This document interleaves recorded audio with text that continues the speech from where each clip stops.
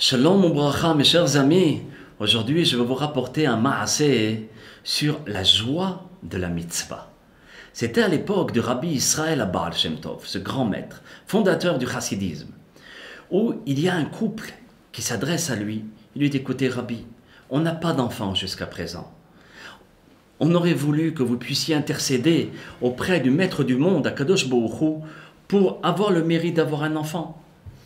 Le Rabbi Israël Baal Shem Tov a prié, mais si vous voulez, il n'a pas mis toutes ses forces. Et il priait à chaque fois pour ce couple. Un jour, ce couple arrive chez Rabbi Israël, déterminé à ne pas quitter le Beth Midrash du Baal Shem Tov jusqu'à ce qu'il lui promette que Be'ezrat Hashem, ils auront un enfant.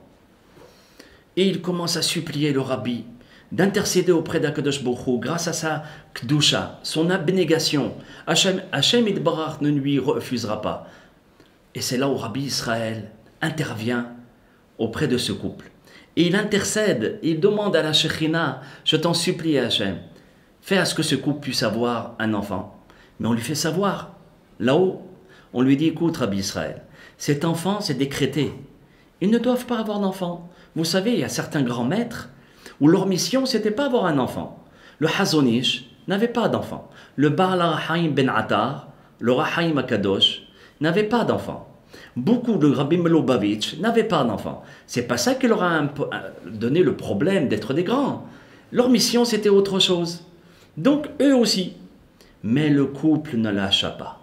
Il dit: écoutez, Rabbi Israël, même si là-haut ils ont décrété, on vous demande d'intercéder pour qu'ils puissent décréter le contraire.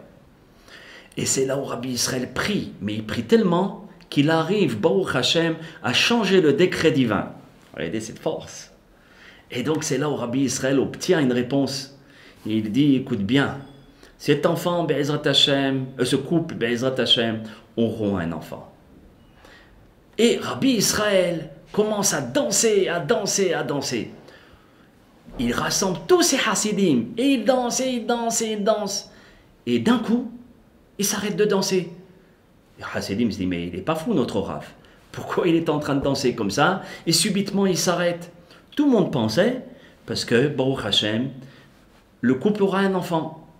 Il a dit: non, écoutez bien pourquoi je dansais. Parce que j'ai entendu une voix céleste, une bat-kol, qui disait: étant donné que tu as forcé la main céleste à donner un enfant à ce couple, alors Rabbi Israël Baal Shem Tov n'aura pas droit au monde futur. Alors je me suis dit: Baruch Hashem, je pourrais pratiquer la Torah et les mitzvot, les Shem Shamayim, ça veut dire pour Akadosh Baruch Hu, sans intérêt, sans je vais recevoir, pour la joie de la mitzvah. Alors il lui dit: alors, pourquoi tu t'es arrêté de danser? Il lui dit: ben, c'est simple. Lorsque j'ai entendu dire dans les voix célestes: quoi, Rabbi Israël, tu te réjouis ainsi? Alors on va décréter que Rabbi Israël Baal Shem Tov aura droit au monde futur.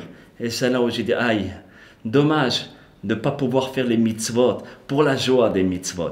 Regardez un petit peu la grandeur de ce grand maître qui faisait les mitzvot pour le mitzvot. Qu'Hachem nous donne ce mérite de kiffer pour la mitzvah, d'être joyeux pour la mitzvah, pour Akadosh Baruch Hu.